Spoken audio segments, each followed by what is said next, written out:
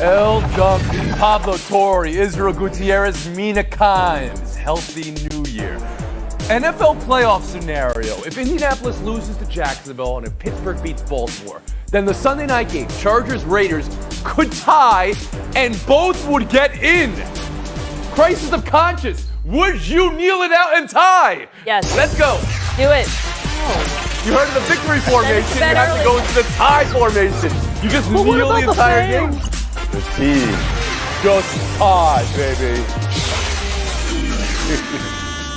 Tampa Bay Buccaneers making it official today, terminating the contract of Antonio Brown. I'm not sure if you're familiar with this story. I'll just catch you up real quick. Actually, I won't. You know this story. Here, we do have explanations from the principals here. Antonio Brown, about 1,000 words, unequivocal. He was hurt and in pain. The team knew it.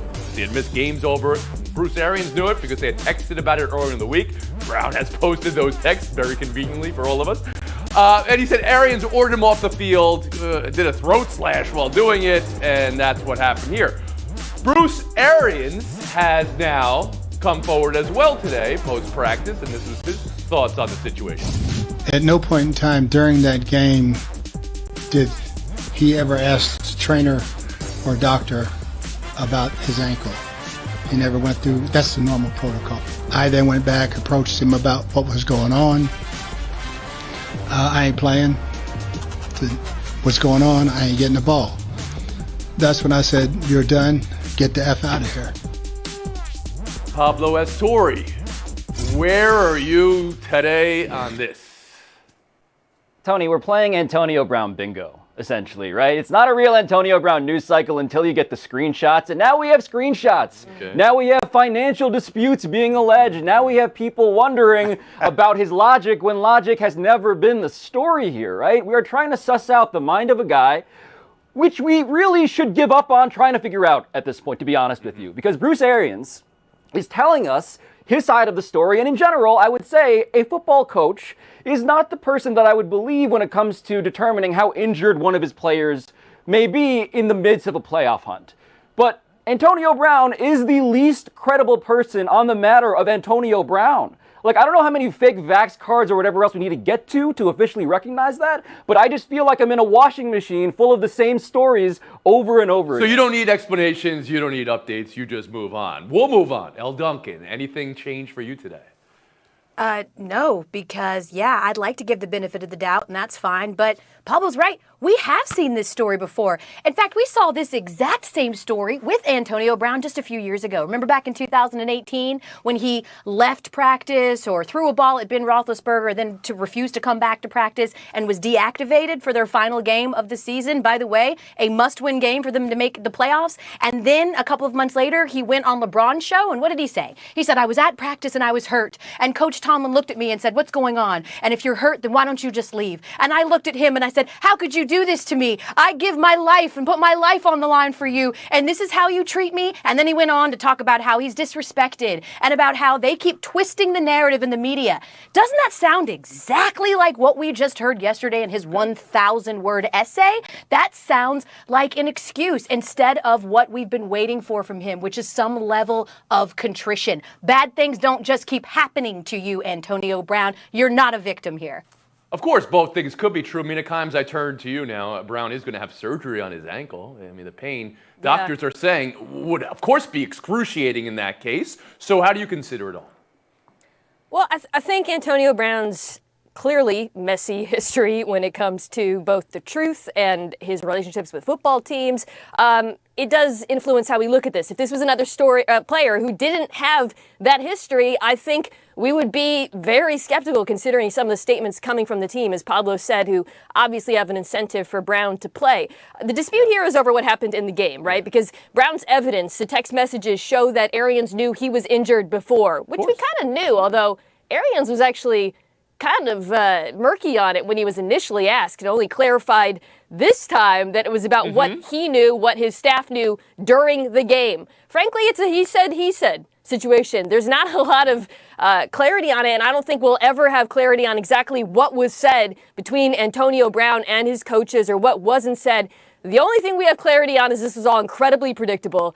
The Bucs made a calculated gamble. It paid off last year. Now they're paying the price. Just to put the exact point on it, Mina, Antonio Brown missed games because of this ankle injury. So the Buccaneers knew he was dealing with it. Israel Gutierrez, I'll bring you in here. Yeah, this is very much the he said situation, but who's more credible in this? No, Bruce Arians is not perfect. In fact, if you want to talk about overreactions, for him to say in the moment, if he indeed did say that, and he said he did, right? He said, get the F out of here, and Antonio Brown said, you're done. If he said those things to a person like Antonio Brown, who you could trigger easily with, statements like that, then you probably went a step too far.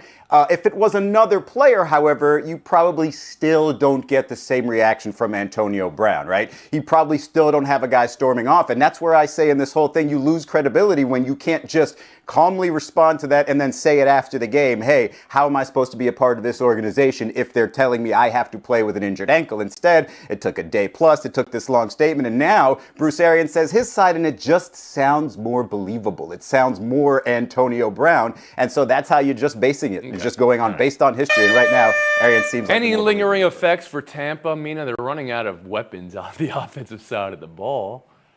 Yeah, this is a massive loss for them from a football perspective. Obviously, with Godwin out, the receivers that they do have outside of Mike Evans are more downfield threats. Tom Brady likes to work underneath. But again, I go back to the calculated bet.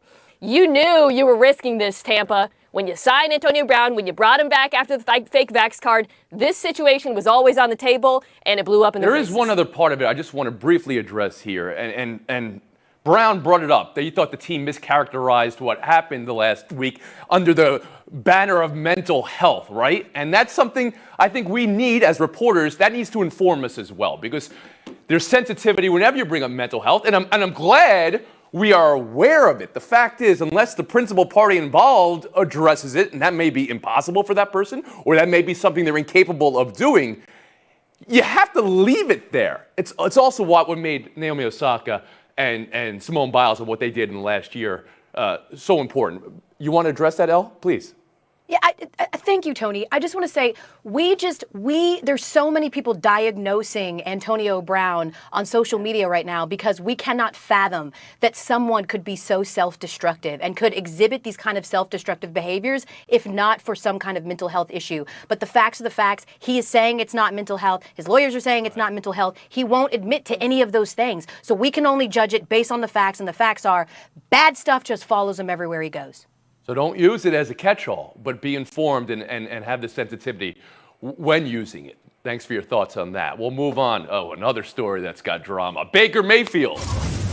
This story from Mary Kay Cabot today, Cleveland Plain Dealer. If Mayfield, quote, doesn't get assurances that things will change next season, the quarterback will consider asking to be traded.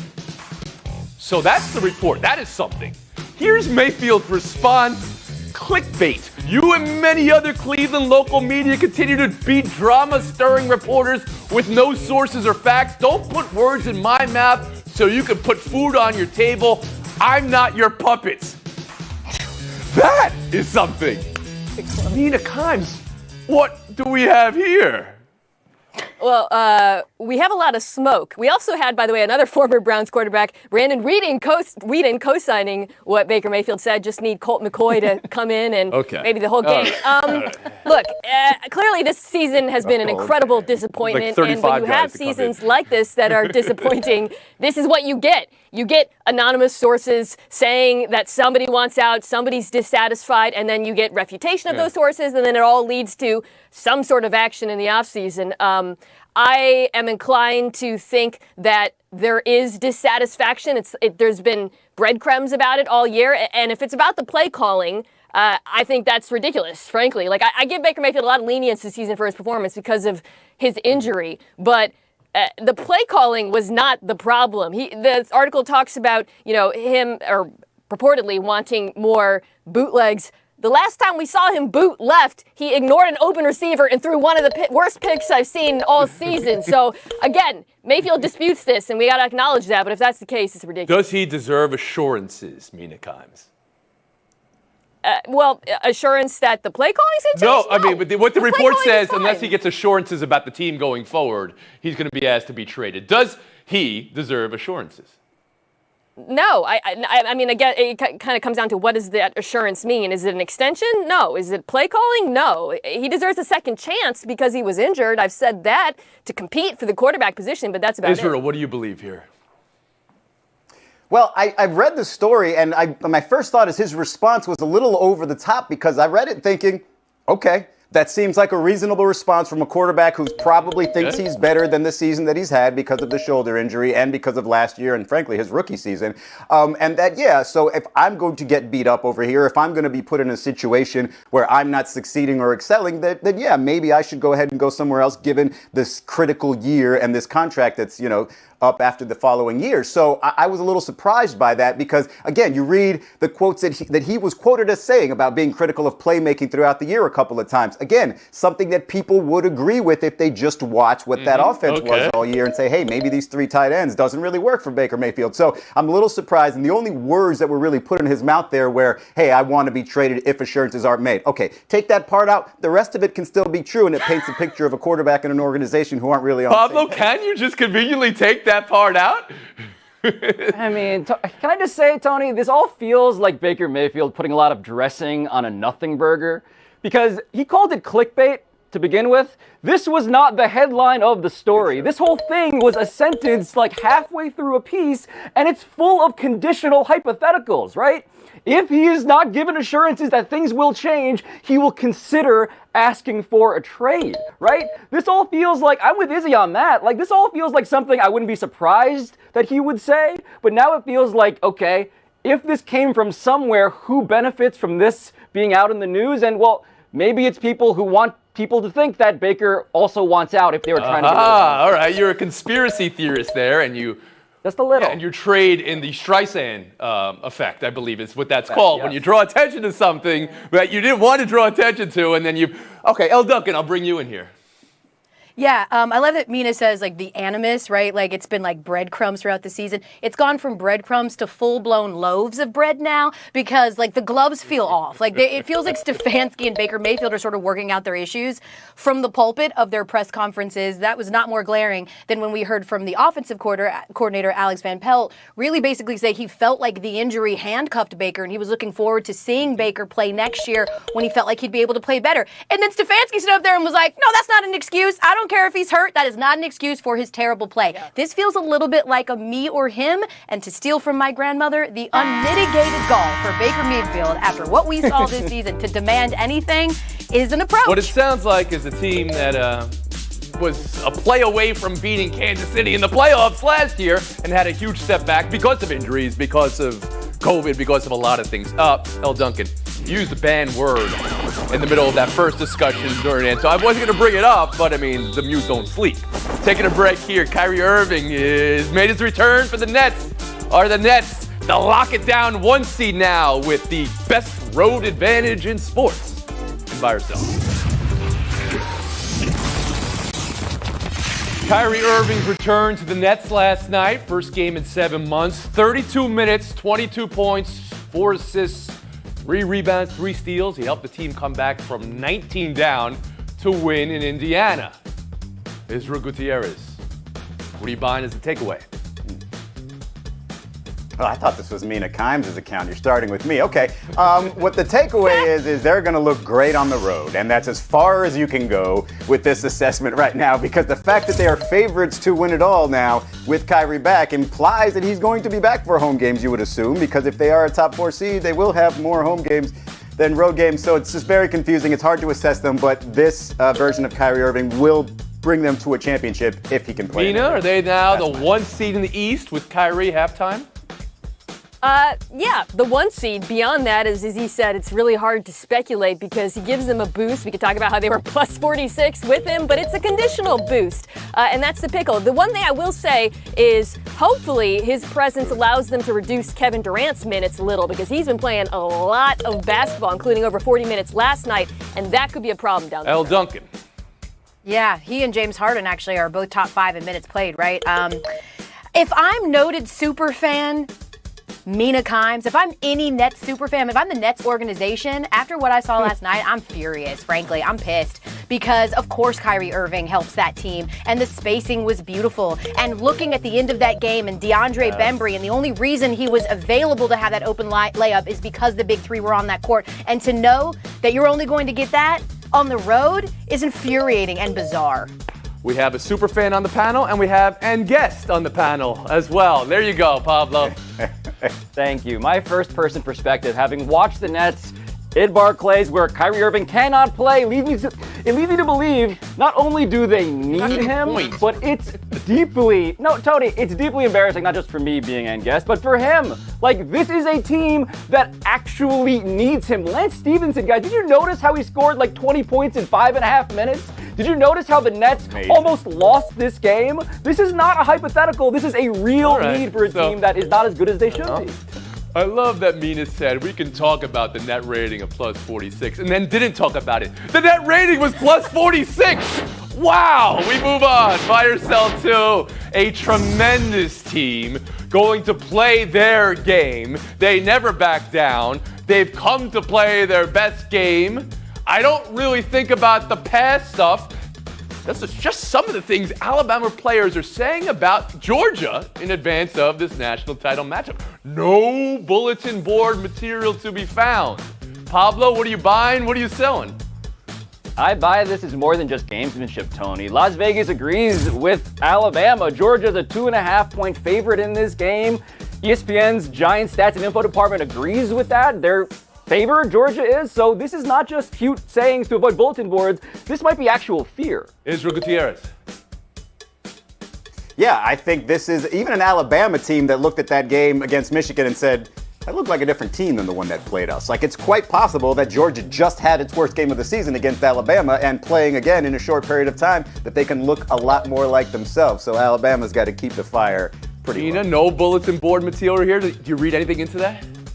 I think Georgia superfan El Duncan would agree that Alabama's offensive line had the game of their lives the last time these teams played. So yes, they are taking them seriously. I also think this is a Nick Saban coach team. We expect them to be out here talking trash. Come on, it's Alabama. This is what they do. And El Duncan. Yeah, them being the underdogs in the SEC championship was the delicious rat poison, he said, that motivated that offensive line to play so well. I don't care what Alabama's saying. I care what Georgia is not saying. I'm supposed to be the defeatist. And when I hear from Stetson Bennett and N'Kobe Dean, who are saying things like, we're just happy to be here, I am so devastated because we need a Jock Peterson. We need someone on that team to acknowledge the elephant in the room and go, but guess what, guys? This year, we are those MFers. Will someone please stand up and not sound so losery? How I'm much getting credence very do you nervous. put in Kirby Smart 0-4 Big year for L. Saving L? How much do I put it? I put a lot into that. What do you mean? Yeah, he's 0-4 against them. And yes, the odds would tell you that at some point that a broke clock is right twice a day. But God, who knows when that's going to be? I have no qualms about us winning. I'm nervous. Yes. The fear. I'm scared. Well, you're going, right? You're going to be there.